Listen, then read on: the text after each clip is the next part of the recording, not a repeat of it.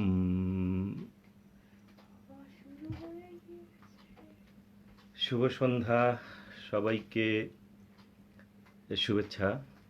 আমরা এইমাত্র একদিন আগেই নতুন বছর বরণ করলাম এবং নিঃসন্দেহে আমরা যেভাবে এই বছরটাকে দেখতে চেয়েছিলাম, এই নববর্ষকে আমরা যেভাবে দেখতে চেয়েছিলাম সেভাবে আমরা এটা বরণ করতে পারিনি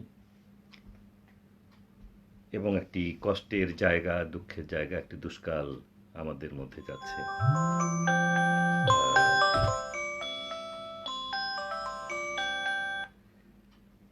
তো আপনাদের এই দুঃসময়ের মধ্যেও নববর্ষের শুভেচ্ছা জানাই এবং আমি সত্যিকার অর্থেই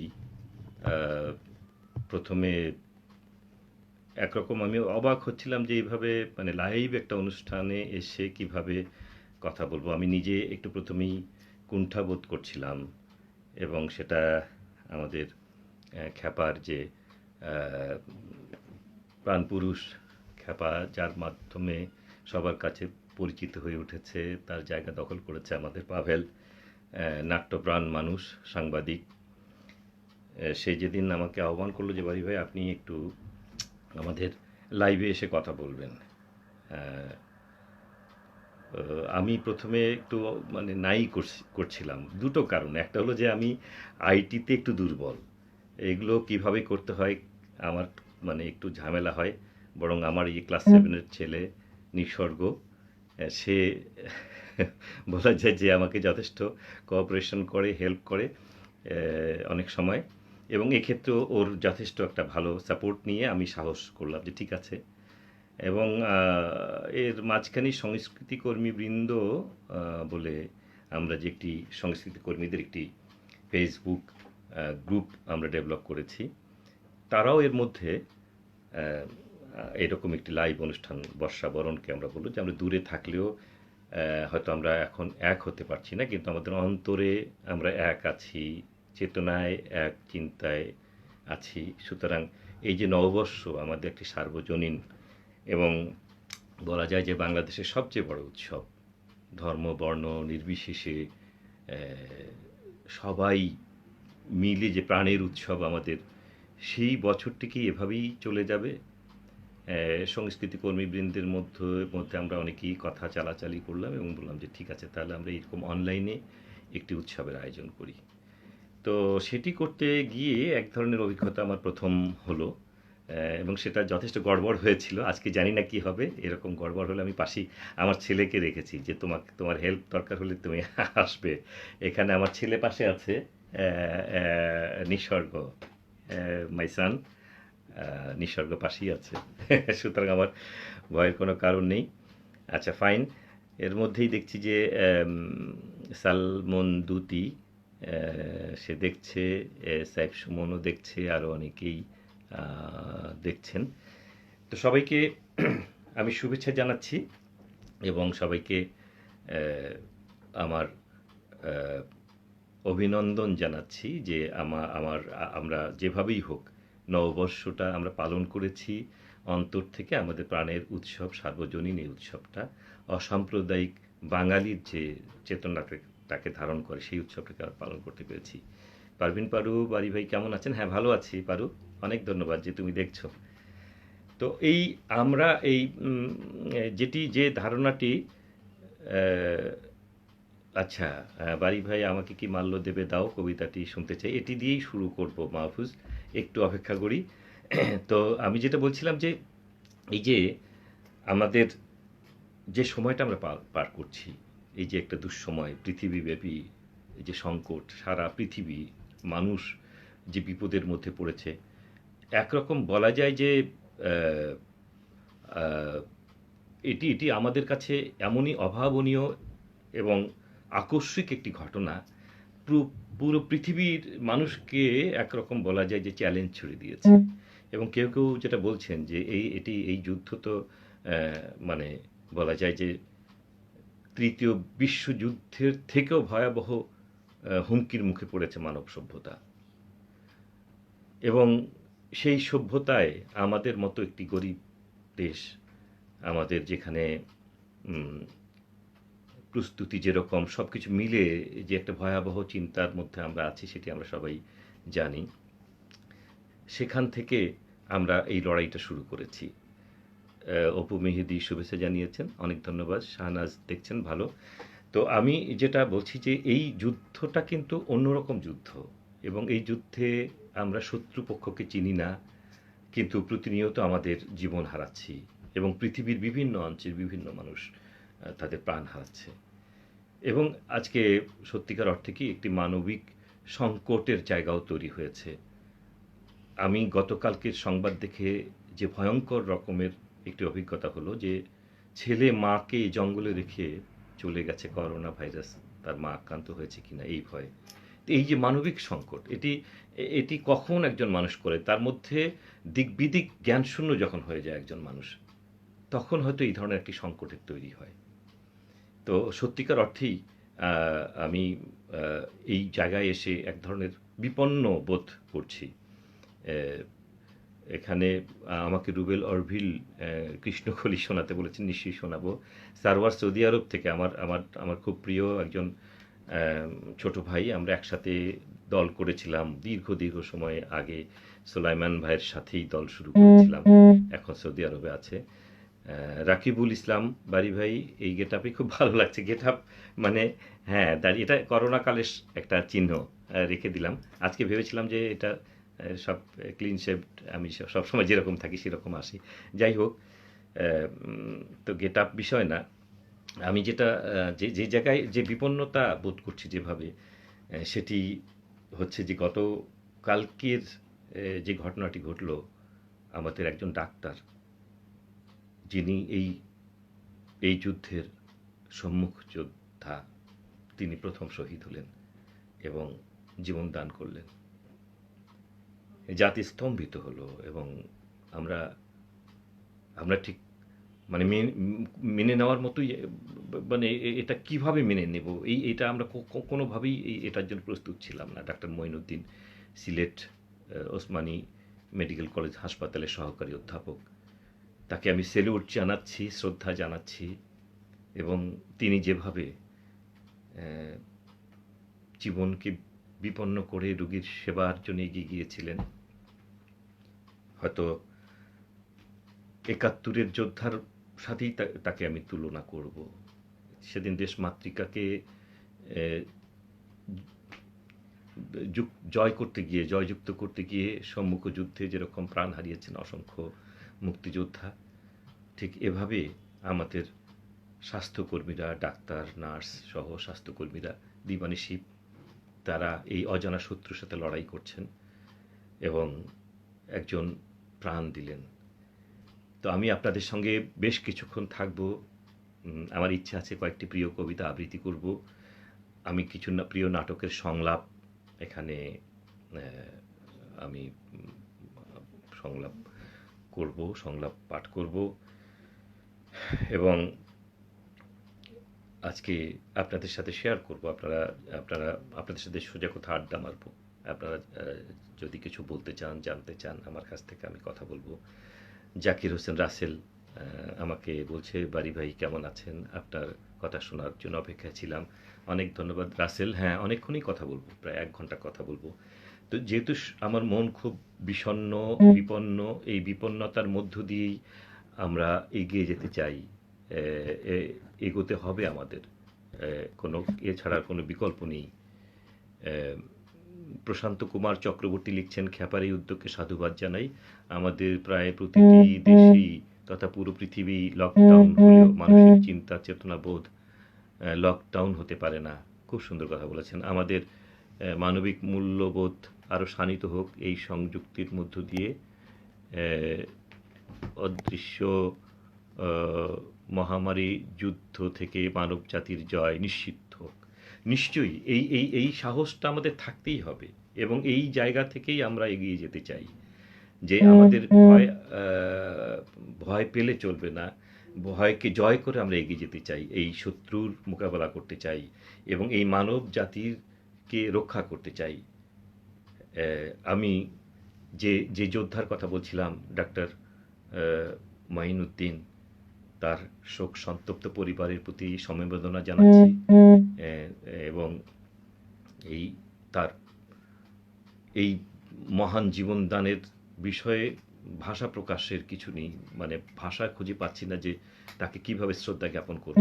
এই মহান ডাক্তারের প্রতি আমার অসীম শ্রদ্ধা, বিনম্র শ্রদ্ধা থাকলো। এবং তার উদ্দেশ্যে আমি প্রথম আমার যে পারফরমেন্স দিই, নির্মলেন্দু গুণের যে কবিতা আমাকে কি মাল্য দেবে দাও, আমি এই শহীদদের পায়ের নিচে আমিও অমর হতে চাই, যদি তার মতো আমি শহীদ হতে পারি। এই কবিতার প্রত্যাশা এরকমই। সেই জায়গা থেকে আমি এই কবিতাটি এখন আবৃত্তি করছি। তোমার পায়ের নিচে আমিও অমর হব, আমাকে কি মাল্য দেবে দাও। এই নাও আমার যৌতুক, এক বুক রক্তের প্রতিজ্ঞা। ধুয়েছি অস্থির আত্মা শ্রাবণের জলে, আমিও প্লাবন হব।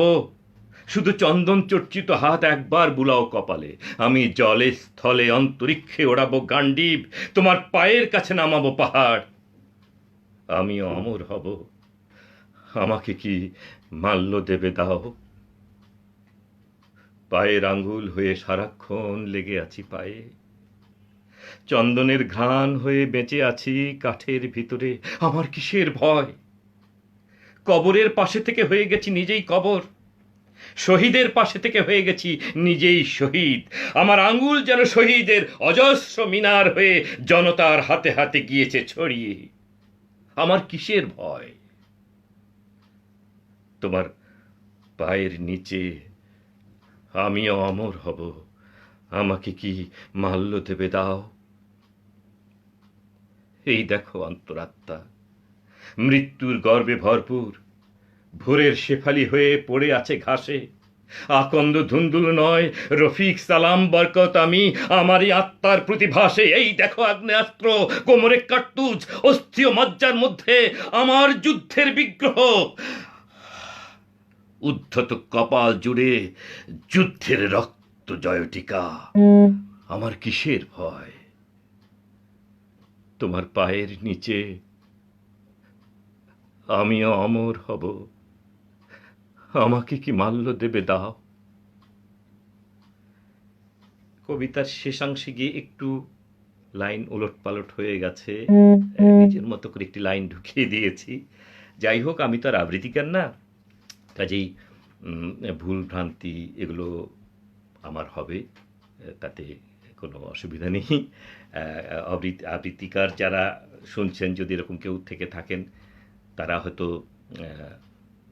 মন্তব্য করবেন যে এটি এটা এরকম বাজে আবৃত্তি তো এর আগে শুনিনি। যাই হোক, তো যা বলছিলাম যে এই করোনা কালের যে সংকট, এবং একটু আগেই আমাদের প্রশান্ত কুমার চক্রবর্তী যেরকম বলছিলেন যে জীবন তো থেমে থাকবে না, জীবন এগিয়ে চলবে, জীবন এগিয়ে যাবে। এবং আমাদের ভাবের, আমাদের চিন্তার আদান প্রদান দিয়ে, ভাবের আদান প্রদান দিয়ে আমাদের যে সভ্যতার বিনির্মাণ আমরা করে এসেছি, সেই জাতি, সেই মানুষ জাতি তো আর বিলুপ্ত হবে না, বিলুপ্ত হতে পারে না। এবং সেই চেষ্টার অংশ হিসেবেই খ্যাপার এই আয়োজন। এবং আপনারা হয়তো অনেকেই জানেন যে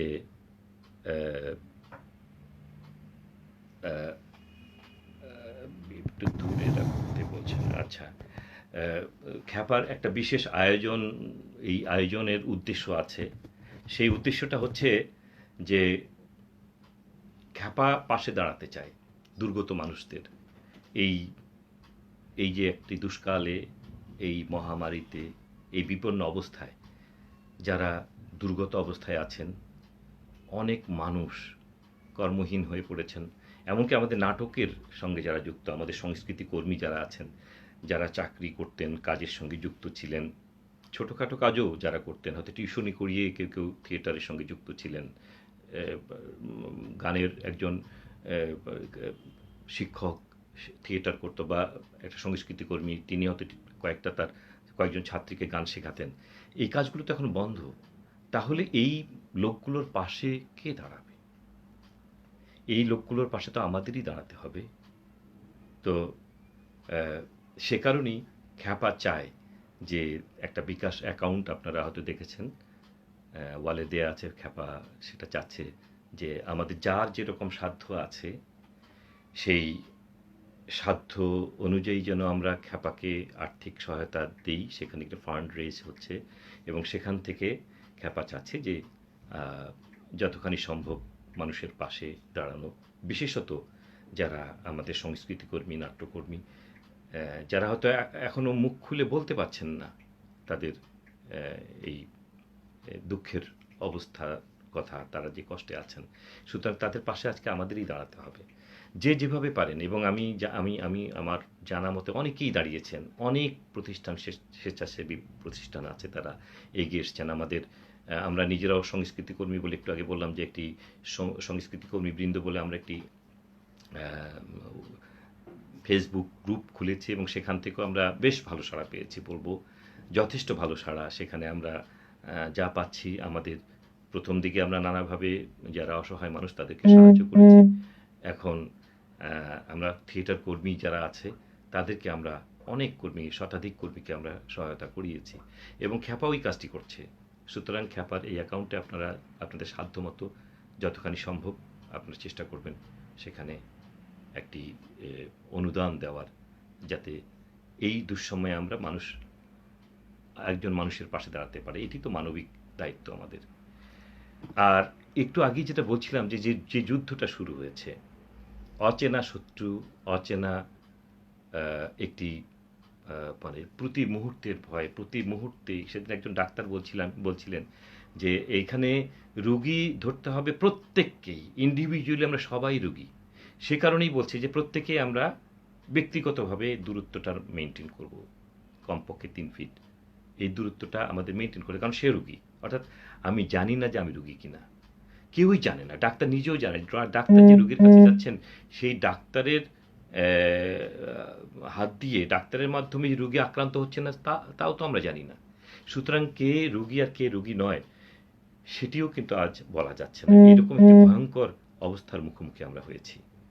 তো এই যুদ্ধ বারবার যুদ্ধ এলেই মনে পড়ে আমাদের সামনে, চোখের সামনে বারবার আমাদের সামনে আসে যে ৭১-এর যুদ্ধের কথা। এবং এই ৭১-এর যুদ্ধের কথা ভেবেই হয়তো এই কবিতাটি একসময় লিখিত হয়েছিল, হেলাল হাফিজের কবিতা। কিন্তু আমি এই যুদ্ধের সাথে ওই যুদ্ধকেও মেলাতে চাই। নিষিদ্ধ সম্পাদকীয় এই কবিতাটি এখন আবৃত্তি করব এবং এটি একটি আহ্বান, যৌবনের কাছে আহ্বান। এই যৌবন কিন্তু বয়সের যৌবন না, আমি মনে করি এটা ইচ্ছের যৌবন। এই যৌবনে যারা আমরা এই সময়ের মধ্যে যারা বেঁচে আছি, আমাদের প্রত্যেকের মধ্যে এই যৌবন থাকুক, যৌবন বেঁচে থাকুক, সেরকমই একটা আহ্বান আছে এই কবিতায়, হেলাল হাফিজের কবিতা। এবং এই কবিতাটি আমি আমার ঢাকায় আমার নির্দেশিত প্রথম নাটক সময়ের প্রয়োজনে এই নাটকে আমি এই কবিতাটি ব্যবহারও করেছিলাম।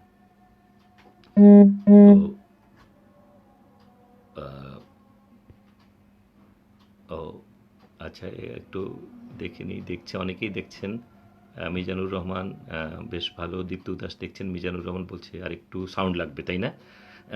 তাহলে একটু কাছে নেব নাকি এটা জানি না। জাহিদুর রহিম, মিজওয়া সিং, দোলা দেখছেন, তৃষা সরকার, বাহ ভালো, আমার পরিচিত মানুষরা আছে, প্রিয় মানুষরা। দোলা, তোমরা যেভাবে এটা মানে মাতিয়ে গেছো, আর রাহুল যা করে গেল, হ্যাঁ, তুমি যেভাবে পারফরমেন্স করে গেছো, এরপরে আদিবা গিয়েছে, আরও অনেকেই। এবং খ্যাপা তো এবার একটা মারাত্মক ঘটনা ঘটিয়েছে, মানে এই পহেলা বৈশাখ সে এত জমজমাট এবং বড় বড় মানুষদের কথা আমরা শুনেছি, রামিন্দুদা, বাচ্চু ভাইদের, শিমুল আপার, ফেরদৌসি আপাকে নিয়ে এসছিল, শুনছি যে নূর ভাইও আসবেন। সত্যি খ্যাপা অসাধারণ কিছু মানে সাধ্য, তার সক্ষমতা দেখিয়েছে। অসংখ্য ধন্যবাদ খ্যাপাকে। তো আমি যেটা বলছিলাম, এই যুদ্ধের আহ্বান নিষিদ্ধ সম্পাদকীয়তে হেলাল হাফিজ যে আহ্বান জানিয়েছিলেন, সেই কবিতাটি আমার প্রিয় কবিতা, আমার যৌবনের কবিতা। আমরা তখন স্বৈরাচার বিরোধী আন্দোলন করছি, এরশাদের বিরুদ্ধে বিশ্ববিদ্যালয়ের ছাত্র। সেই সময় এই কবিতা মুখোমুখি ফিরত। এখন যৌবন যার মিছিলে যাবার তার শ্রেষ্ঠ সময়, এখন যৌবন যার যুদ্ধে যাবার তার শ্রেষ্ঠ সময়। মিছিলের সব হাত, কণ্ঠ, পা এক নয়, সেখানে সংসারী থাকে, সংসার বিরাগী থাকে। কেউ আসে রাজপথে সাজাতে সংসার, কেউ আসে জ্বালিয়ে বা জ্বালাতে সংসার। শাশ্বত শান্তির যারা, তারাও যুদ্ধে আসে, অবশ্য আসতে হয় মাঝে মধ্যে অস্তিত্বের প্রগাঢ় আহ্বানে। কেউ আবার যুদ্ধবাজ হয়ে যায় মোহরের প্রিয় প্রলোভনে। কোন কোন প্রেম আছে, প্রেমিককে খুনি হতে হয়। যদি কেউ ভালোবেসে খুনি হতে চান, তাই হয়ে যান। উৎকৃষ্ট সময় কিন্তু আজ বয়ে যায়। এখন যৌবন যার মিছিলে যাবার তার শ্রেষ্ঠ সময়, এখন যৌবন যার যুদ্ধে যাবার তার শ্রেষ্ঠ সময়। আমি মনে করি আমরা ওই দিক থেকে সৌভাগ্যবান। আমাদের সময়ে আমরা এই যুদ্ধ মোকাবেলা করার সুযোগটা পাচ্ছি।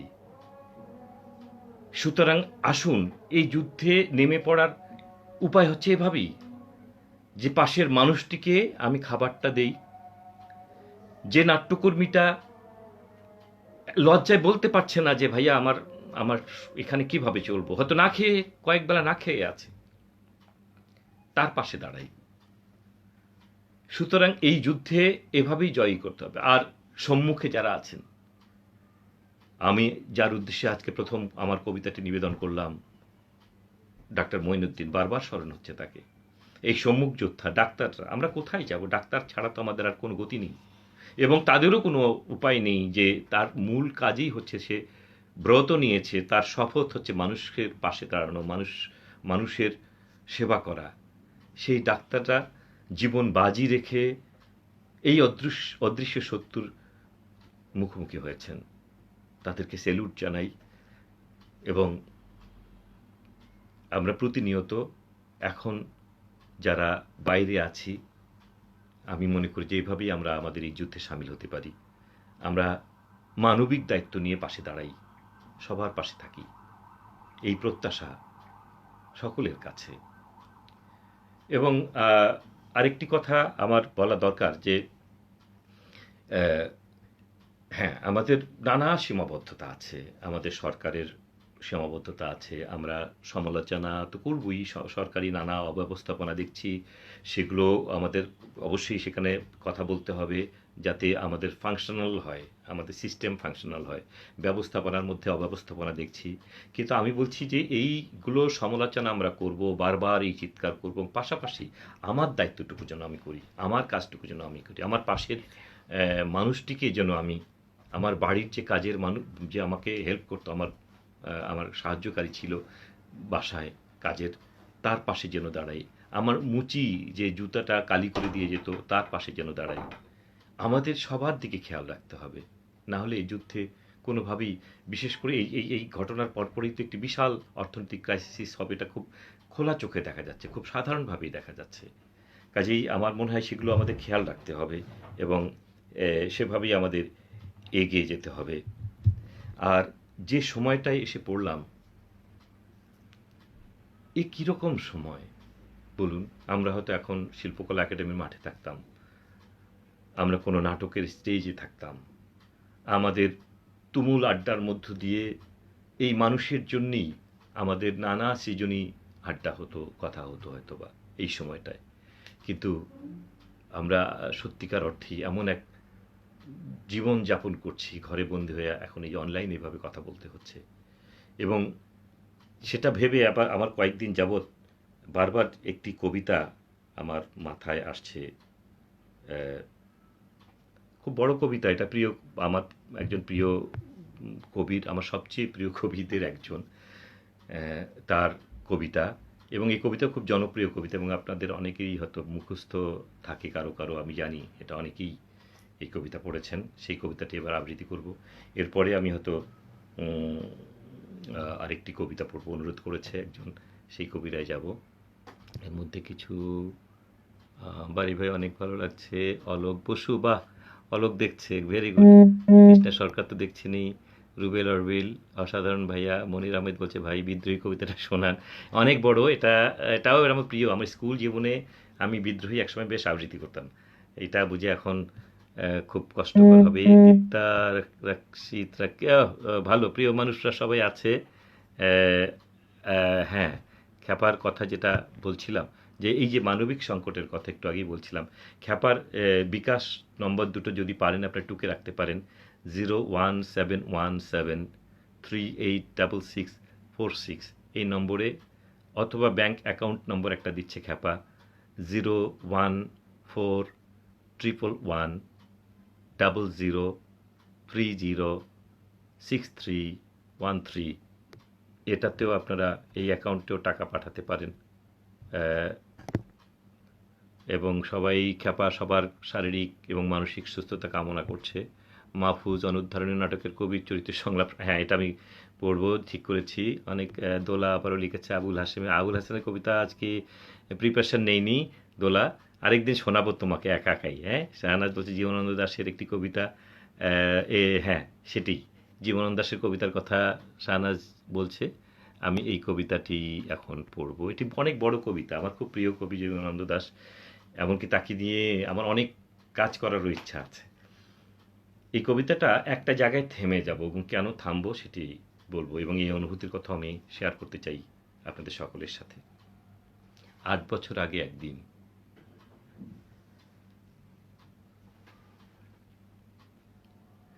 শোনা গেল লাশ কাটা ঘরে নিয়ে গেছে তারে। কাল রাতে, ফাল্গুনের রাতের আধারে, যখন গিয়েছে ডুবে পঞ্চমীর চাঁদ, মরিবার হলো তার স্বাদ। বধূ শুয়েছিল পাশে, শিশুটিও ছিল, প্রেম ছিল, আশা ছিল, জ্যোৎস্নায় তবু সে দেখিল কোন ভূত। ঘুম কেন ভেঙে গেল তার, অথবা হয়নি ঘুম বহুকাল। লাশ কাটা ঘরে শুয়ে ঘুমায় এবার। এই ঘুম চেয়েছিল বুঝি, রক্ত ফেনা মাখা মুখে মড়কের ইঁদুরের মতো ঘাড় গুঁজি। আধার ঘুঁজির বুকে ঘুমায় এবার, কোনো দিন জাগিবে না আর, কোনো দিন জাগিবে না আর। জানিবার গাঢ় বেদনার অবিরাম অবিরাম ভার সহিবে না আর। এই কথা বলেছিল তারে, চাঁদ ডুবে চলে গেলে অদ্ভুত আধারে, যেন তার জানালার ধারে উটের গ্রীবার মতো কোনো এক নিস্তব্ধতা এসে। এখানেই থামবো, অনেক বড় কবিতা এটা, সবাই অনেকেই জানেন আপনারা। একটা আত্মহত্যার রূপকল্প, চিত্রকল্প এই কবিতায় আমরা পাই। যার পাশে শিশুটি ছিল, বধূ ছিল, তারপরে সে আত্মহত্যায় গেল। আত্মহত্যা কোন কি কি কি এমন দুঃখ ছিল, কষ্ট ছিল। এবং শেষ লাইনটা যেটা বলছে, চাঁদ ডুবে চলে গেলে অদ্ভুত আধারে, যেন তার জানালার ধারে উটের গ্রীবার মতো কোনো এক নিস্তব্ধতা এসে।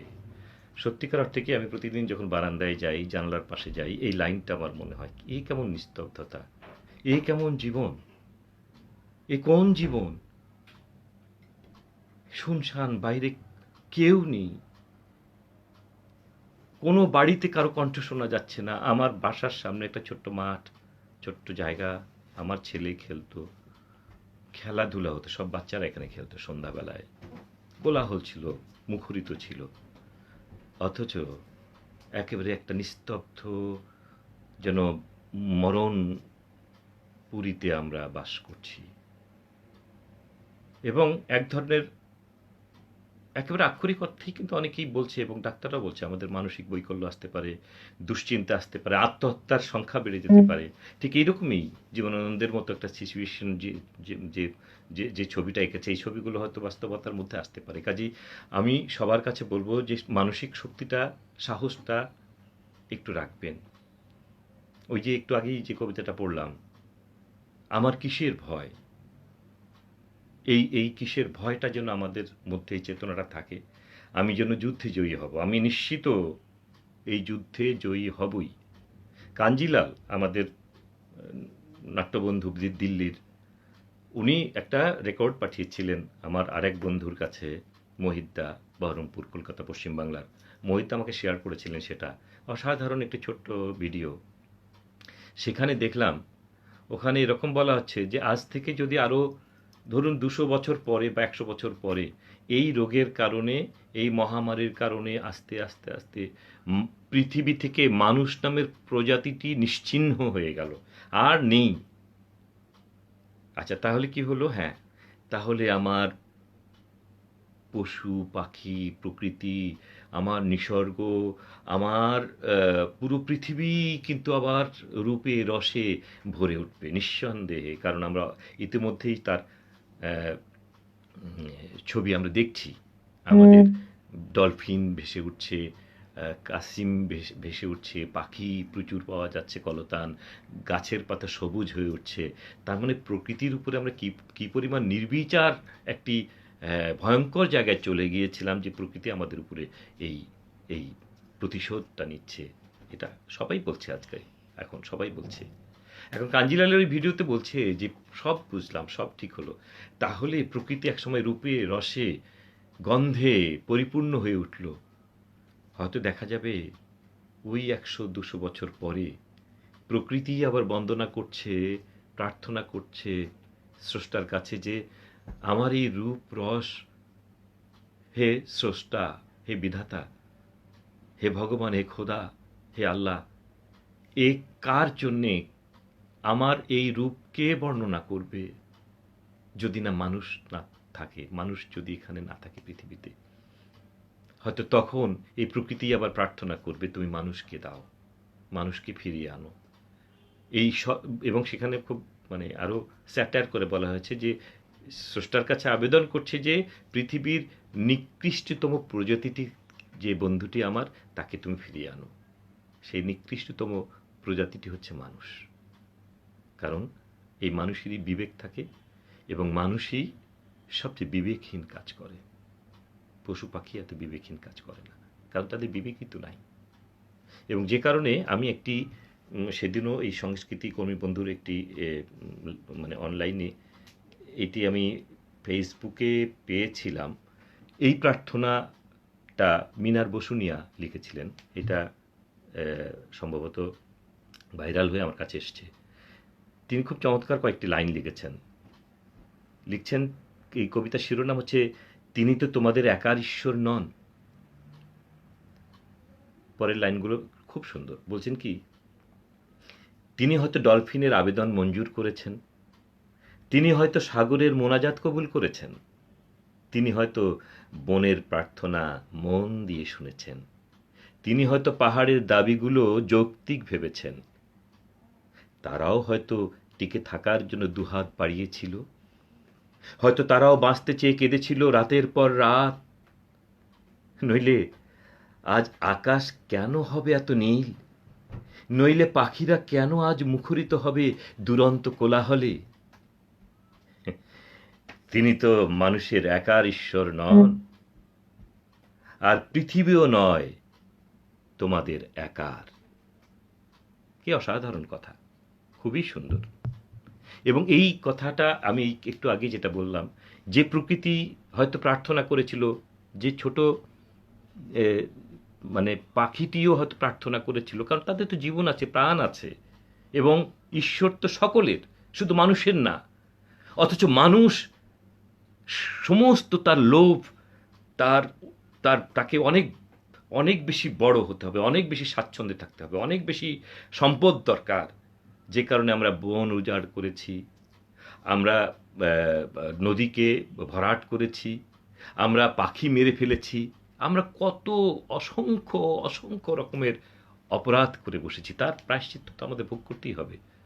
কিন্তু ওই যে কাঞ্জিলালের যে ভিডিওটি, ওটি কিন্তু স্মরণ করিয়ে দেয় যে শুধুমাত্র প্রকৃতি কোনোদিনও একা বাঁচলে লাভ হবে না। আমি প্রকৃতির অংশ হিসাবে, মানুষ হচ্ছে তার সবচেয়ে বড় বন্ধু প্রকৃতির। কাজেই মানুষ যদি এরকম তার প্রার্থনায় একসময় নিশ্চিহ্ন হয়ে যায়, আবার দেখা যাবে এই ডলফিন, এই সাগর, এই বন, এই পাহাড় হয়তো আবারও মোনাজাত করবে যে তুমি মানুষকে ফিরিয়ে আনো।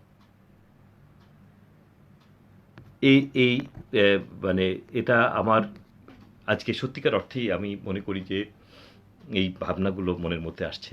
আচ্ছা, কিছু দেখি, অনেকেই, হ্যাঁ, আহাদুল্লাহ লিখেছেন, জাকির হোসেন রাসেল, হেডফোন ব্যবহার করলে সাউন্ড ভালো পাওয়া যাবে না। রে ভাই, হেডফোনেই ছিল, এটা আমি খুব মানে পাচ্ছি না খুঁজে, হয়তো কোথাও গেছে। নাজমুল হোসেন বাড়ি ভাই, কেমন আছেন? ভালো আছি ভাই, খুব সুন্দর। দুতি বলছে শৈলেন্দা, খুব সুন্দর বাড়ি ভাই, থ্যাংক ইউ ভেরি মাচ। সরকার শৈলেন্দার কথা বলি, শৈলেন্দা সত্যিকার অর্থেই শৈলেন্দার কথা আমাকে উল্লেখ করতে হয়। শৈলেন্দা, সংস্কৃতি কর্মীবৃন্দের মধ্যে যে আমি এখানে বলা, আপনি একটু বিব্রত বোধ করতে পারেন, কিন্তু এই যে আপনি যে টাকাটা সাপোর্ট দিলেন, এই পরিমাণ আমাদের জন্য সত্যি অপ্রত্যাশিত। 20,000 টাকা আমরা হুটহাট করে কারো কাছ থেকে চাইলেও পাবো না, কিন্তু সংস্কৃতি কর্মীদের পাশে আপনি দাঁড়িয়েছেন, আপনাকে আবারও ধন্যবাদ জানাচ্ছি আজকে। সরকার জামান বলছে, বা অরভিল আবারও কোর্ট মার্শালের শেষ সংলাপ, হ্যাঁ এগুলো শোনাবো, আমার প্রিপারেশন আছে, আমি জানি না, সময় তো পার হয়ে যাচ্ছে। অনেকদিন পর শুনলাম, সময়ের প্রয়োজনে নাটকে ব্যবহৃত কবিতাটি বেশ ভালো, কৃষ্ণকলি শুনতে চাই। আচ্ছা, কৃষ্ণকলি তো সেদিন শুনিয়েছি রে ভাই। আমার মনে হয় আমি একটু নাটকের সংলাপে যাই এবার, কৃষ্ণকলি যদি পারি এরপরে বলবো। আচ্ছা, আরেকটি সুন্দর কথা বলছে খ্যাপা, খ্যাপা জানাচ্ছে চিকিৎসক, পুলিশ, সাংবাদিক, এটা আমি বলা উচিত ছিল আমার। হ্যাঁ, পুলিশ, সাংবাদিক, ব্যাংকার, সেনাবাহিনী সহ যারা জরুরি সেবায় যুক্ত আছেন, করোনার দিনগুলোতে মানুষের পাশে যারা আছেন, তারাও সম্মুখ যোদ্ধা, তারাও ডাক্তার, নার্স, স্বাস্থ্যকর্মীদের পাশে আছেন, তাদেরকে আমি সেলুট জানাই, সেলুট তাদেরকে নিশ্চয়ই। যারা মানুষের হয়ে মানুষের পাশে আছেন তাদের সবাইকে সেলুট জানাই। দোলা প্রিয় কবিতার কথা বলেছেন, ধন্যবাদ দিয়েছেন অনেকে, অনেক ধন্যবাদ, আপনারা তো দেখছেন। আচ্ছা, আমি এবার একটু নাটকের সংলাপে যাই, কবিতার সময় গড়িয়ে যাচ্ছে। আমি তো ভাবছিলাম যে বেশ এইভাবে আলাপে সালাপে ফাঁকি টাকি দিয়ে এগিয়ে যাব, তাহলে পারফরমেন্সগুলো আমি কখন করব? তাহলে এবার আর কথা কম, আমি কিছু পারফরমেন্স দিতে চাই। আচ্ছা, হ্যাঁ, কোর্ট মার্শালের কথা লিখেছি একটু আগে। কোর্ট মার্শালের সংলাপটা বহুদিন আমি দিইনি, আজকে চেষ্টা করেও দুই একবার দেখি যে এখানে ওখানে ভুলে গেছি, ভুলটুল হতে পারে। যেটা বহুল জনপ্রিয় একটি মানে নাটক, থিয়েটার আর্ট ইউনিটের নাটক, 200-250 মতো শো হয়েছে সম্ভবত, এবং 250-র বেশি। এস এম সোলাইমান আমাদের অনেকেরই নাট্যগুরু, আমার নিজেরও তার কাছ থেকে ঢাকায় এসে তার ছায়াতলেই আমার বেড়ে ওঠা। আমার গুরুকে আমি সালাম করি, এবং তার জন্যই আজকে হয়তো আমি তিনি তার কাছ থেকে যা পেয়েছি সেখান থেকেই যতটুকুন করেছি, তার জন্যই আজকে হয়তো আপনাদের সকলের সাথে আমার এই সংযোগ হওয়ার সুযোগটা তৈরি হয়েছে। সুলাইমান ভাইয়ের সেই নাটক, বিখ্যাত নাটক কোর্ট মার্শাল, বেসিক্যালি সুলাইমান ভাই এটা বাইরের একটি নাটক, সেখান থেকে উনি এটা অ্যাডাপ্ট করেছিলেন তার মতো করে। সেখানে দুটি সংলাপ বলতে চাচ্ছিলাম, সময় হবে কিনা জানি না, এর মাঝখানে আমি আবার অনুদ্ধারণীয় সংলাপটাও করতে চাই, আমার ইচ্ছে আছে। তো আমি দেখি কতটুকুন হয়। এটাই এই কোর্ট মার্শালের শুরুর সংলাপটা, যে আমি এই নাটকে, যারা এই নাটকটি দেখেনি তার জন্য ছোট্ট একটু ভূমিকা নিচ্ছি। কোর্ট মার্শাল একটা কোর্ট মার্শাল হচ্ছে এক সৈনিকের, সেখানে অনেক গল্প, সেগুলো যাই না। তো এখানে প্রধান বিচারকের চরিত্রে আমি অভিনয় করেছিলাম। প্রধান বিচারক তিনি মানে এক ধরনের আত্মদহনের একটি সংলাপ, কারণ তাকে প্রায়শই, সে মুক্তিযোদ্ধা, তিনি নিজেও মুক্তিযোদ্ধা, এবং তাকে এক মুক্তিযুদ্ধের মুখোমুখি দাঁড় করাতে হচ্ছে, তার মুক্তিযোদ্ধার বিচার করতে হচ্ছে। যে এটা আমাদের ইতিহাসে ঘটেছে, কিন্তু এক মুক্তিযুদ্ধের বিচার আরেকজন মুক্তিযোদ্ধা করেছেন, হয়তো তিনি ফাঁসি দিয়ে দিয়েছেন। এই ইতিহাসের ওই জায়গাটা স্মরণ করে ইসলাম ভাই এই জায়গাটা রচনা করেছিলেন। সেই জায়গাটুকু, শুরুর যে সংলাপটুকু ভুলে গেলে, আমি হয়তো একটু বইটা নিয়ে এসেছি, এখান থেকে প্রয়োজন বোধে আমি আশ্রয় নেব হয়তো শুরুর দিকে। আচ্ছা,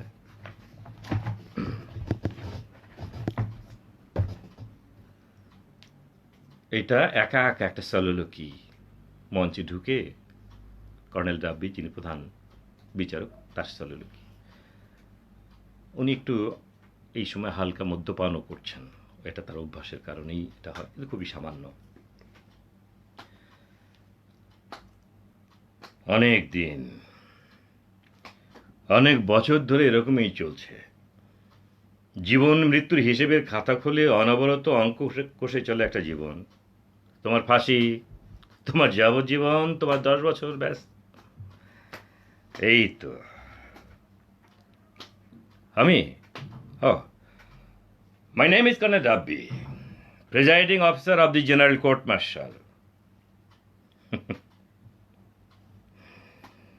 আচ্ছা, আপনারা কখনো মৃত্যুর সঙ্গে লড়াই করেছেন? সম্ভবত না, কিন্তু আমি করেছি, কখনো রণাঙ্গনে, কখনো কোর্ট মার্শালে। অবশ্য তার মানে এই নয় যে আমাকে কোর্ট মার্শাল ফেস করতে হয়েছে। আমি অনেক মানুষেরই প্রাণ নিয়েছি যুদ্ধের ময়দানে, কোর্ট মার্শালের কামরাতে। Court martial, sentence to death till die.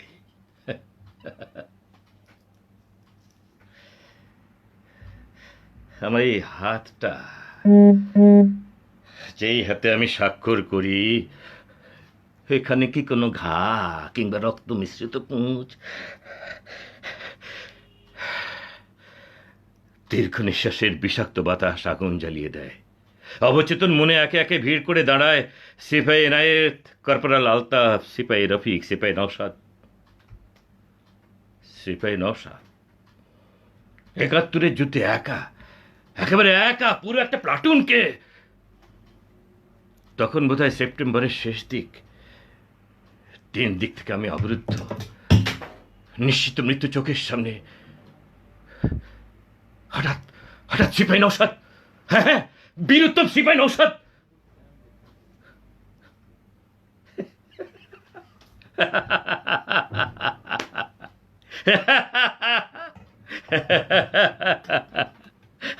আর মাত্র কয়েক বছরের ব্যবধানে বিদ্রোহী নওশাদ।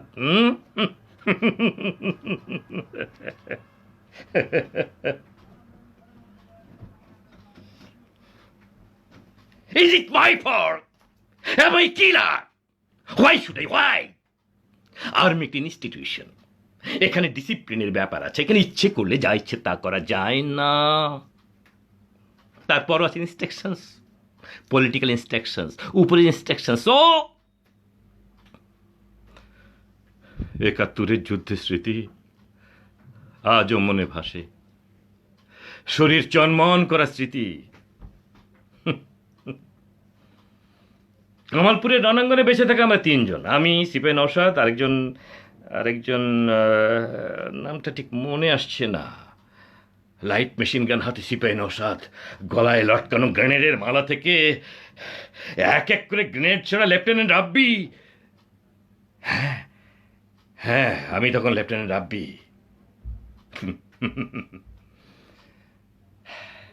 আমাদের জীবনে এরকম মুহূর্ত লড়াইয়ের ময়দানে যেমন আসে, ঠিক তেমনি কোর্ট মার্শালের কামরাতেও আসে। রণাঙ্গনে আমি যখন কাউকে হত্যা করি, কিংবা এই কোর্ট মার্শালে যখন আমার হাতের আঁচড়ে নির্ধারিত হয় মানুষের জীবনের আয়ু, তখন সে নিহতের সঙ্গে আমার আমার প্রাণের একটি অংশ নিহত হয়।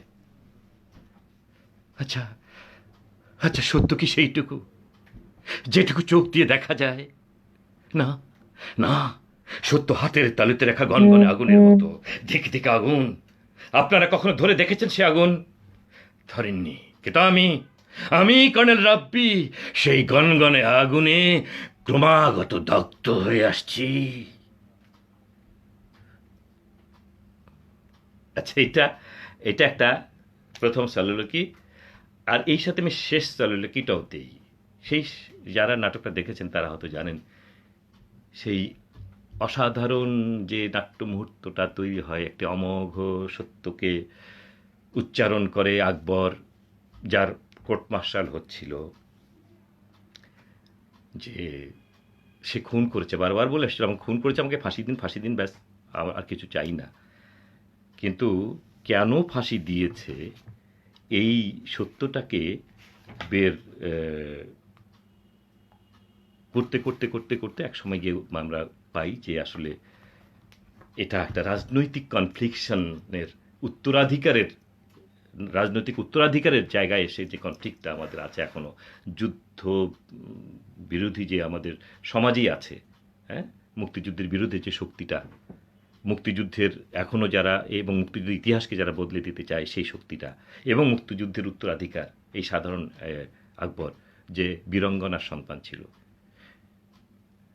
তো আপনার নাটকটা যারা দেখেছেন তারা জানেন যে কি একটা অসাধারণ নাট্য মুহূর্ত তৈরি হয় যখন ও বলে যে বীরঙ্গনার বাচ্চা বলে যখন সে গালি দিয়েছিল এবং একটি কথা উচ্চারণ করেছিল বীরঙ্গনার বাচ্চার উদ্দেশ্যে মেজর খান, যে তোমার মা বেঁচে থাকলে আজকে আমার সাথেও শুতো, বিকজ তোমার মা বেশ্যা ছিল। 1971 সালে বীরঙ্গনা মানে হচ্ছে বেশ্যা।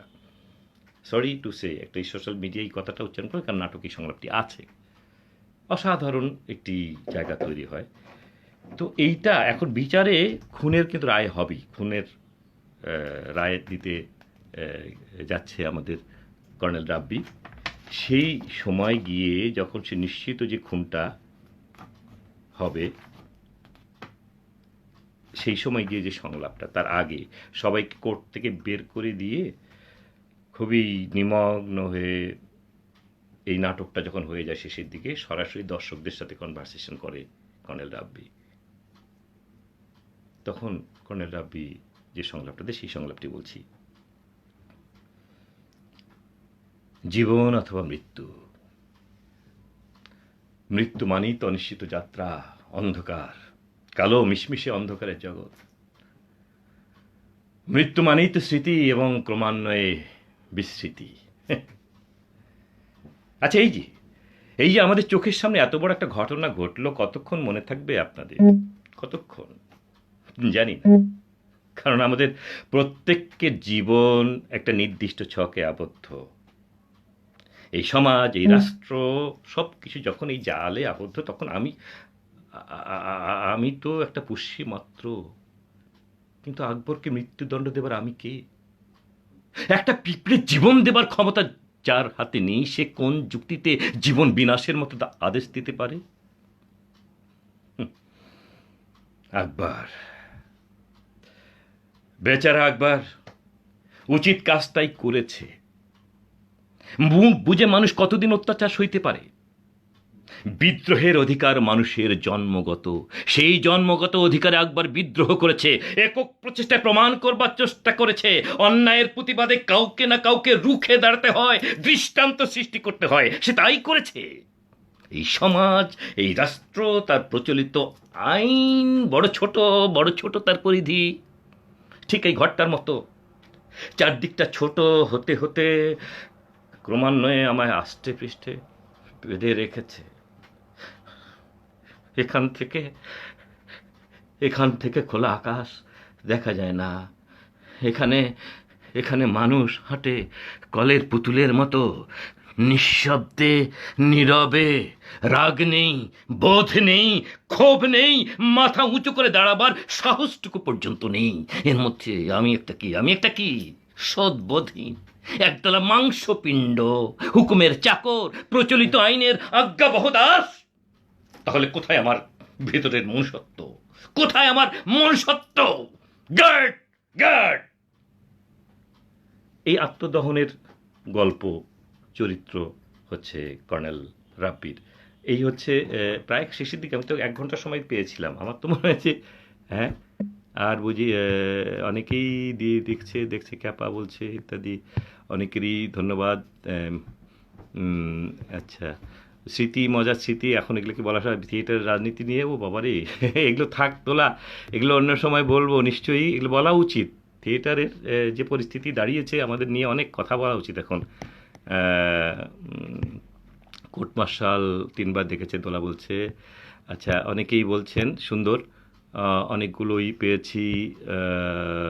সরকার জামান, আবু সায়েম দেখছেন কোর্ট মার্শাল, বলছে ভালো লাগছে।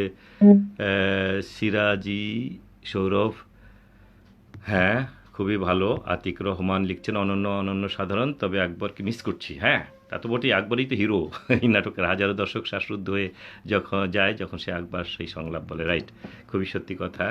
ভাবনা ওয়াচিং, শাহনাজ দেখছে। আচ্ছা, যাই হোক, আমি অধরা জাহান বাহ লিখছেন। সবাইকে ধন্যবাদ জানাচ্ছি যে যারা দেখছেন। আচ্ছা, আমি আরও দু একটি কবিতা নিয়ে এসেছিলাম, সেগুলো পড়া দরকার। কৃষ্ণকলির কথা সেদিন তো আবৃত্তি করেছি এটি। আচ্ছা, ঠিক আছে, কৃষ্ণকলিটা আমি একটু শুনিয়ে যাই, ছোট কবিতা যেহেতু। এরপরে আমি আমার দুটো কবিতা, এটা কোনটা, আচ্ছা ঠিক আছে, কৃষ্ণকলিটাই আবৃত্তি করি। এটি আমি আমার খুব ভালো লাগা কবিতা। আমার কলেজ জীবনের প্রায়ই আবৃত্তি করতাম। এটার সাথে অনেক স্মৃতি আছে আমার ব্যক্তিগত জীবনের, সেদিন একটু শেয়ার করেছি। এটি পড়ি, রবীন্দ্রনাথ ঠাকুরের কৃষ্ণকলি। আমার এমনিতেই, যাই হোক, আমি আবৃত্তির লোক না, তবু বলা উচিত না এগুলো কথা। তারপর বলি, কিছুদিন যাবৎ গলাটা প্রচুর পরিমাণে মানে ঝামেলা করছে, মানে একটু গলা বসা ভাঙা, কিছু মনে করবেন না। আমার গলার হয়তো মাধুর্যটা অনেকেই এনজয় করতে পারছেন না, সরি। কৃষ্ণকলি আমি তারেই বলি, কালো তারে বলে গায়ের লোক। মেঘলা দিনে দেখেছিলাম মাঠে, কালো মেয়ের কালো হরিণ চোখ। ঘোমটা মাথায় ছিল না তার মোটে, মুক্ত বেনি পিঠের পরে লোটে। কালো, তা সে যতই কালো হোক, দেখেছি তার কালো হরিণ চোখ। ঘন মেঘে আধার হলো দেখে, ডাকতেছিল শ্যামল দুটি গাই। শ্যামা মেয়ে ব্যস্ত বেকুল পদে, কুটির হতে ত্রস্ত এলো তাই। আকাশ পানে হানি যুগল ভুরু, শুনলে বারেক মেঘের কুরু কুরু। কালো, তা সে যতই কালো হোক, দেখেছি তার কালো হরিণ চোখ। পূবে বাতাস এলো হঠাৎ ধেয়ে, ধানের খেতে খেলিয়ে গেল ঢেউ। আলের ধারে দাঁড়িয়েছিলেম একা, মাঠের মাঝে আর ছিল না কেউ। আমার পানে দেখলে কিনা চেয়ে, আমি জানি আর জানে সেই মেয়ে। কালো, তা সে যতই কালো হোক, দেখেছি তার কালো হরিণ চোখ। এমনি করে কালো কাজল মেঘ জ্যৈষ্ঠ মাসে আসে ঈশান কোণে। এমনি করে কালো কোমল ছায়া আষাঢ় মাসে নামে তমাল বনে। এমনি করে শ্রাবণ রজনীতে হঠাৎ খুশি ঘনিয়ে আসে চিতে। কালো, তা সে যতই কালো হোক, দেখেছি তার কালো হরিণ চোখ। কৃষ্ণকলি আমি তারেই বলি, আর যা বলে বলুক অন্য লোক। দেখেছিলেন ময়না পাড়ার মাঠে, কালো মেয়ের কালো হরিণ চোখ। মাথার পরে দেয়নি তুলে বাস, লজ্জা পাবার পায়নি অবকাশ। কালো, তা সে যতই কালো হোক, দেখেছি তার কালো হরিণ চোখ। ধন্যবাদ সবাইকে। আচ্ছা, সরকার জামান কোর্ট মার্শাল বহুবার দেখেছি, ততবারই কেঁদেছি, রাইট। এই নাটকের অনেক আমাদের এক্সপিরিয়েন্স, যারা এই নাটকে অভিনেতা এখনও হচ্ছে, থিয়েটার করছে এই নাটকটি। শাহনাজ জাহান অসাধারণ, বেশ ভালো। জাহাঙ্গীর পাল বা প্রশান্ত হালদার, পুরাণ স্মৃতি হয়ে গেল, সব সুন্দর। আচ্ছা, খুব ভালো লাগছে। কাজী সচি অনুদ্ধরণীয় নাটকের জন্যে রকিবুল ইসলাম অনুরোধ করেছেন। হ্যাঁ, বলবো। আরিফ শাকিলও বলছেন।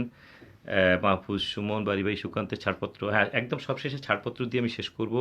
আবৃত্তি তো আমাদের জন্য ছেড়ে দেন ভাই। এই যে আসল কথা বলেছে আতিক, সরি, আমি কিন্তু আবৃত্তি করছি না, কবিতা পাঠ করছি। আবৃত্তিকার যারা, সেটা আবৃত্তি করবেন তারা। হ্যাঁ, আমার মানে বিনীত এটি ক্ষমা প্রার্থনা। আমার সময় শেষ, 1 ঘন্টা। আচ্ছা, এখন আমি আরেকটি নাটক, আমার প্রিয় নাটক অনুদ্ধারণীয়, এই পিছনে পোস্টার। আপনারা অনেকেই জানেন হয়তো যে আমি আমার নতুন দল অনুস্বরের হয়ে এই নাটকটি আমি অনুস্বরের প্রথম প্রযোজনা হিসেবে মঞ্চায়ন করছি, এখনও করছি। তবে এই নাটকটি এর আগে থিয়েটার আর্ট ইউনিটেও হয়েছে, আমি যখন ওই দলে কাজ করতাম সেখানেও হয়েছে। এই নাটকের কিছু অংশ এখানে একটু ছোট্ট ভূমিকা নেই। এই নাটকটার এই দুটো চরিত্রের নাটক, মূলত অমিত আর এক কবি।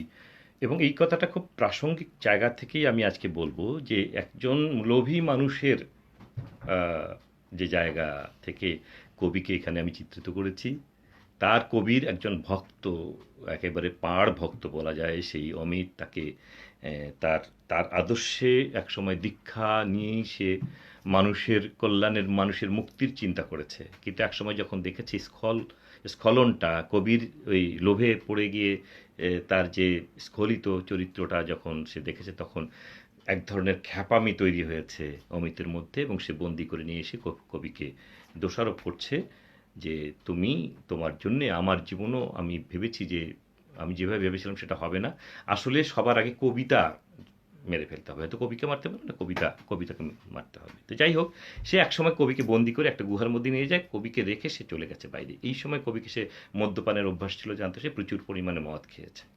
কবি প্রচুর পরিমাণে খেয়ে দিয়ে নিজের ভিতরে মুখোমুখি আত্ম সংলাপের মধ্যে দিয়ে এই জায়গাটিতে এসেছি আমরা। 8:30 বেজে গেল। আচ্ছা, তাহলে আমরা সেই জায়গাটায় যাব যে জায়গাটায় আমি একটু করতে চাচ্ছি। সে প্রচুর পরিমাণে মদ্যপান করে যখন বলছে কবিতাকে ধ্বংস করতে হবে, এইখানে এই জায়গাটায় এই কবিতা অনেক জ্ঞানী মানুষ, সে কবিতার অবলোক কীভাবে করবে, সে বলছে কবিতাকেই ধ্বংস করে ফেলতে হবে, কবিতাকে হত্যা করতে হবে। হ্যাঁ, এরকম একটা জায়গায় খ্যাপামি বা রোমান্টিক একটা চিন্তাভাবনা তৈরি হয় অমিতের মধ্যে। তো এর মধ্যে প্রচুর পরিমাণে মদ্যপান করেছেন এই কবি। তখন সে সেই নিজে নিজে কথা বলছে একা একা।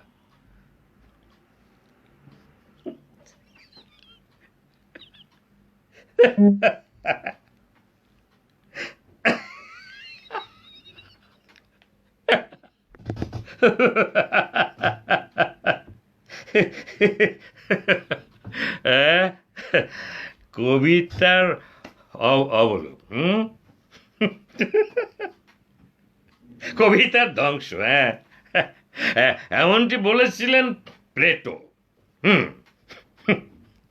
আমাদের হীন ও দুর্বল প্রবৃত্তিগুলোকে যা কিছু উস্কে দেয়, বশবর্তী হতে শেখায় সমস্ত আবেগ বাসনার, তা কবিতা, তার তার দমন দরকার। তিনি ছিলেন সত্যানুসন্ধানী দার্শনিক।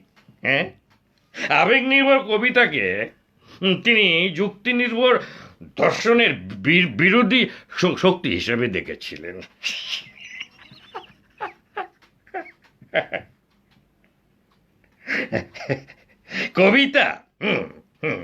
কবিতা যেহেতু আমাদের দৃষ্টিকে সত্য থেকে অন্যদিকে ঘুরিয়ে দেয়, তাই তার আদর্শ রাষ্ট্রে তিনি কবিতাকে স্থান দিতে চাননি। তিনি বলছেন কবিতা ছায়ার অনুকৃতি, অনুকরণের অনুকরণ। কবিদের দৃষ্টি মূল সত্যে নিবদ্ধ নয়, তারা তার প্রতিরূপ প্রতিচ্ছবিটাই দেখেন আর সেটাই রচনা করেন। এমনকি সে প্রতিচ্ছবির রচয়িতা কবি নন, কবি রচনা করেন প্রতিচ্ছবির প্রতিচ্ছবি।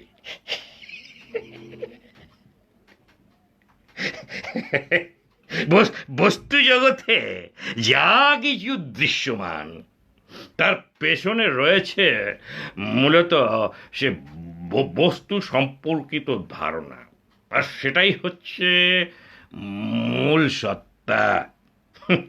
বস্তু যার অনুকরণ মাত্র। কিন্তু প্লেটোর শিষ্য অ্যারিস্টটলটা স্বীকার করেননি।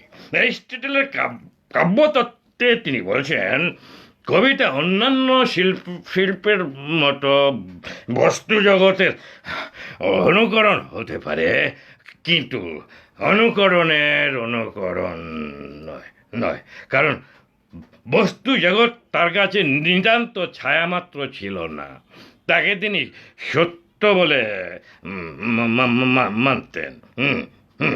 তিনি বলছেন বস্তু জগৎকে যে শিল্প অনুকরণ করে দেখায় সেই কবিতাকে তিনি কখনো সত্য থেকে তৃতীয় ধাপে দূরত্বে রাখেননি। তিনি আরও বলছেন কবিতা আমাদের দুর্বল প্রবৃত্তিগুলোকে উস্কে দেয় না, বরং চিত্তের গভীরে গিয়ে সাড়া সাড়া জাগায়। এমনকি তার মৃত্যুর বহু শতাব্দী পর তার অ্যানাপোলজি ফর পোয়েট্রি, তার অথবা শেলির ডেফিনেশন অফ পোয়েট্রির কথা আমরা জানি, সেখানে অ্যারিস্টটলের কাব্য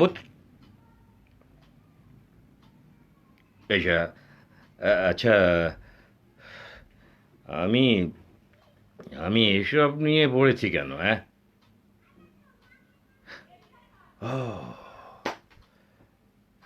আমি তুমি তো আমি তো আমি তো কবিতাকে ধ্বংস করতে চাই।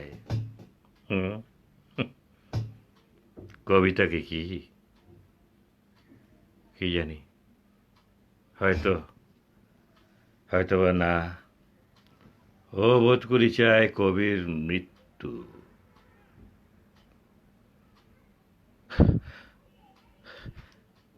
নাকি নাকি আমার মৃত্যু? মৃত্যু মৃত্যু না না না না না, আমি মরতে চাই না, মরতে চাই না। আচ্ছা, এইরকম একটি জায়গায় গিয়ে আমরা থামি, কারণ কেউ আসলে মরতে চায় না, এই পৃথিবী থেকে কেউই চলে যেতে চায় না, সকলেই আমরা বাঁচতে চাই। এই যে কবি যার কথা বললাম, যে শেষে এসে তার বোধ হচ্ছে যে না, মৃত্যুকে সে আলিঙ্গন করতে পারবে না, সে বেঁচে থাকতে চায়। কিন্তু পৃথিবীতে এই লোক যিনি স্বপ্নদর্শী ছিলেন, যিনি স্বপ্ন দেখাতেন, যিনি আমার লিডার যে কোনো ক্ষেত্রে, রাজনৈতিক ক্ষেত্রে, আমার শিক্ষক হতে পারেন, আমার পিতা হতে পারেন, আমার নাটকের গুরু হতে পারেন, কবি হতে পারেন, যে কেউ, প্রতীকী চরিত্রে এখানে কবি, যাকে আমি আদর্শ মানি, যার পথ ধরে আমি এগিয়ে যাব মানুষের মুক্তির কল্যাণে, মানুষের মুক্তির জন্যে, সেই পথ প্রদর্শক যখন পথ হারান, তিনি যখন স্খলিত হন, তিনি যখন লোভে পড়ে যান এবং লোভে পড়ে গিয়ে বিক্রি হয়ে যান কার কাছে? প্রতিষ্ঠানের কাছে। যার শক্তি আছে, যার ক্ষমতা আছে, সেই ক্ষমতার কাছে নিজেকে সমর্পিত করেন, তার পদলেহন করেন, সেই গুরুর বেঁচে থেকে কি লাভ? সেই নেতার বেঁচে থেকে কি লাভ? এই গল্পই অনুদ্ধারণীয়। তাকে কে উদ্ধার করবে? সে তো সবই জানে, সে তো জ্ঞান পাপী, জেনে শুনে লোভ, শুধুমাত্র লোভ। এবং তাই হয়। এবং এই নাটকে হয়তো অন্য সংযোজন, বুদ্ধদেব বসুর গল্প থেকে নাটকটি করেছি আমি, অন্য জায়গায় আমি অন্যভাবে ইন্টারপ্রিটেশন নিয়ে এসেছি, যে এই যে পুঁজিবাদের যে বিকাশ এবং পুঁজির যে লোভ, পুঁজিবাদী সোসাইটিতে তাই হবে। এই লোভের হাত থেকে মুক্তি নেই, যে কারণে আমি যে জায়গায় এসে শেষের দিকে আসতে চাই। ও বদরুজ্জামান আলমগীরের কবিতা শুনতে চেয়েছেন, এটা আমি খুব, আমার বন্ধু মানুষ, নিশ্চয়ই এটা করব। তো আমি যেটি বলতেছিলাম, যে জায়গায় এসেছি, যে এই লোভ, আজকে দেখুন সরকারের ত্রাণ চুরি করছে কারা? মানুষের ভোটে নির্বাচিত জনপ্রতিনিধি তারা না, নেতা, মানুষের নেতা, যার জন্যে তিনি শপথ নিয়েছিলেন যে এই তার এলাকার মানুষের পাশে থাকবেন। সেই মানুষরা আজকে বস্তা বস্তা চাল মাটির নিচে পাওয়া যাচ্ছে। এ কোন সমাজ, কোন সমাজে এসে পৌঁছেছি? এবং করোনা ভাইরাস যে কারণে অনেকে তো মনে করে যে যে এই এরপরে যে নতুন পৃথিবী আসবে, সেই পৃথিবীর যে যদি এই শিক্ষাটা হয় মানুষের, তাহলে হয়তো মানে একটি নতুন পৃথিবী আমরা দেখব, যদি শিক্ষাটা হয়। কারণ এই প্রকৃতিকে বাঁচাতে হবে এবং লোভ থেকে নিজেকে রক্ষা করতে হবে। আমি বদরুজ্জামান আলমগীরের কবিতা শুনতে চেয়েছিলেন শামীম সাগর। হ্যাঁ, আমি আসলে বদরুজ্জামান আলমগীর আমার খুব প্রিয় কবিদের একজন। তার কবিতা পড়বো বলে আমি ঠিক করেছি শামীম। আমি খুব ভালো লাগছে যে তুমি তার নাম উল্লেখ করেছ। আমি আরও কয়েকজন বন্ধুর কবিতা নিয়ে এসেছিলাম। আমার কাজল শাহনওয়াজের কবিতা পছন্দ করি, আলফ্রেড খোকন, আমার বন্ধু মানুষ সব বন্ধুদের কবিতা একটা পার্ট রেখেছিলাম, কিন্তু সময় তো শেষ, প্রায় 10 মিনিট বেশি করে হয়ে গেছে। অমিতাভ পালের কবিতা নিয়ে এসেছিলাম। এনিওয়ে, আমি অন্তত বদরুজ্জামান আলমগীরের এই কবিতাটি পড়ি, শিরোনামহীন। এটাই আমি তার কয়েকদিন আগে ফেসবুকে পেয়েছি। সব কিছু বন্ধ থাকার কথা, সব কিছু। ওষুধের দোকান কয়েক ঘন্টার জন্য টেনে টুনে চালু, খাবার দোকানেরও কেবল জানালাটুকু কেজো। দেশে বিদেশে বিমান, ফেরিওয়ালা, স্কুল, কলেজ, রেলগাড়ি, বাস, সিনেমা হল, মন্দির, ইবাদত ঘর বন্ধ, সব কিছুর আগল আটকানো। শুনশান নীরবতা, ফিসফিস, হাড়ের ভিতর শীত আর ভয়। সারাদিন কেবল সন্ধ্যা, সন্ধ্যা চমচম সাঁঝের বেলা, কেবল খোলা মুখ হা করে। খোলা আছে কবরখানা, গ্রেভ ইয়ার্ড, বাকি সব লকডাউন। বুক খুলে হাওয়ার মিনা বাজার বারণ, হাত বাড়িয়ে প্রাণের ব্যথা বুকে টানা বন্ধ। খালি শ্মশান ঘাটা, কবরখানা খোলা। এই বন্ধু পেনসিলভানিয়া যুক্তরাষ্ট্র থেকে লিখেছেন। এবং এইরকম যারা সংবেদনশীল মানুষ, আমি আরও কয়েকটি কবিতা সংগ্রহ করে রেখেছিলাম। তাদের অনেক অনুভূতিগুলো পাওয়া যায় এই যে শামীম আজাদ, মুজিব ইরম, এদের কবিতা, মনিজা রহমান। কি দুঃসহ একটি সময় কাল তারা পার করছেন, ভয়ঙ্কর ভয়ঙ্কর। বদরুজ্জামান আলমগীর সেই অনুভবের কথা লিখে পাঠিয়েছেন। আমরা প্রার্থনা করি বন্ধুরা যারা আমেরিকায় আছেন, বাংলাদেশের বন্ধুরা, তারা সুস্থ থাকুন, ভালো থাকুন। অনেকেই প্রাণ হারিয়েছেন, তাদের প্রতি সমবেদনা। এবং যারা বেঁচে আছেন তাদেরকে সতর্ক থাকতে বলি, তারা ভালো থাকুন সবাই।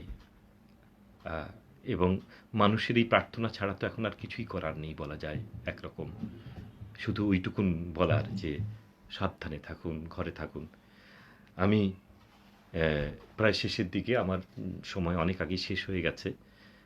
আমি এতক্ষণ যারা আমাকে হজম করলেন ধৈর্য ধরে, তাদেরকে ধন্যবাদ, অনেক ধন্যবাদ জানাই। আমি সবশেষে শুধু আমার প্রিয় একটি কবিতা, সেটিও আমার ছাত্র জীবনেরই একটি, অসংখ্যবার আমি পড়েছিলাম বিভিন্ন সময় এই কবিতাটি।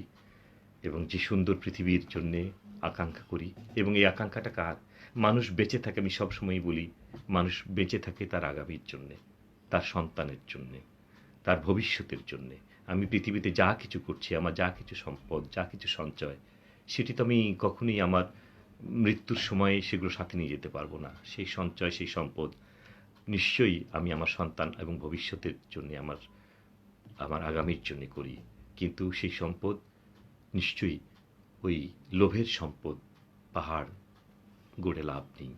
এই সম্পদ হোক জ্ঞানের সম্পদ, মানবিকতার সম্পদ, মানুষ হওয়ার সম্পদ। আপনি তখনই বড় মানুষ যদি হতে পারেন, তখনই আপনি সম্পদশালী হবেন।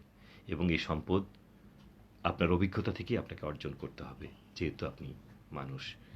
এবং সবশেষে এই আগামীর কথা ভেবে আমি সবশেষ কবিতাটি আবৃত্তি করব। এবং এই আবৃত্তি করার পরে আমি বিদায় নিব। আমার 1 ঘন্টা সময় ছিল, প্রায় সোয়া ঘন্টা হয়ে যাচ্ছে। এই কবিতাটি দিয়ে শেষ করব। আমি এটি শুনতেও চেয়েছিলেন কেউ কেউ, সুকান্ত ভট্টাচার্যের ছাড়পত্র। যে শিশু ভূমিষ্ঠ হলো আজ রাত্রে, তার মুখে খবর পেলুম, সে পেয়েছে ছাড়পত্র 1। নতুন বিশ্বের দ্বারে তাই ব্যক্ত করে অধিকার। জন্মমাত্র সুতীব্র চিৎকারে। খর্বদেহ নিঃসহায়, তবু তার মুষ্টিবদ্ধ হাত উত্তোলিত, উদ্ভাসিত কি এক দুর্বোধ্য প্রতিজ্ঞায়। সে ভাষা বোঝে না কেউ, কেউ হাসে, কেউ করে মৃদু তিরস্কার। আমি কিন্তু মনে মনে বুঝেছি সে ভাষা। পেয়েছি নতুন চিঠি আসন্ন যুগের, পরিচয়পত্র পড়ি ভূমিষ্ঠ শিশুর অস্পষ্ট কুয়াশা ভরা চোখে। এসেছে নতুন শিশু, তাকে ছেড়ে দিতে হবে স্থান। জীর্ণ পৃথিবীতে ব্যর্থ মৃত আর ধ্বংসস্তূপ পিঠে চলে যেতে হবে আমাদের। চলে যাব। তবু আজ যতক্ষণ দেহে আছে প্রাণ, প্রাণপণে পৃথিবীর সরাব জঞ্জাল। এ বিশ্বকে এ শিশুর বাসযোগ্য করে যাব আমি। নবজাতকের কাছে এ আমার দৃঢ় অঙ্গীকার।